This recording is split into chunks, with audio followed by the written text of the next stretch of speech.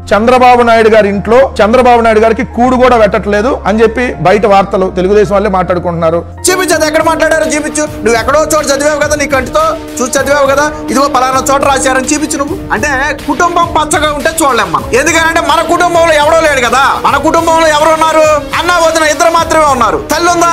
కొన్ని చెల్లి ఉందా? కొన్ని బావ ఉన్నాడా? మా పిల్లలు ఉన్నారా? ఎవడూ లేరయ్యే. అంతేందుకు నీ చేదోడు వాదోడుగా ఉన్నట్టు విజయసాయి రెడ్డి ఉన్నాడా? విజయసాయి రెడ్డి ఉన్నాడా పార్టీలో?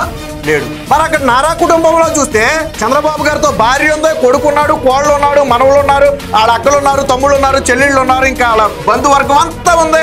మన పక్క ఎవడో లేడయ్య. ఇది కదా మీ కొడుకు పంట. ఏ కార్యక్రమం జరిగినా శుభమైన అశుభమైన అందరూ కలిసి పాల్గొంటున్నారు. మనం మేనల్లుడు పెళ్లికి వెళ్ళామయ్యా. ఇలా షర్మిల కొడుకు పెళ్లికి వెళ్ళాడు జగన్మోహన్ రెడ్డి. నేను అడుగుతున్నా, నిశ్చితార్థానికి వచ్చి 60 సెకండ్లు లెక్కేసుకోండి. జగన్మోహన్ రెడ్డి షర్మిల కొడుకు నిశ్చితార్థానికి వెళ్ళి కేవలం 60 సెకండ్లు అంటే 1 నిమిషం మాత్రమే అక్కడ ఉన్నాడు.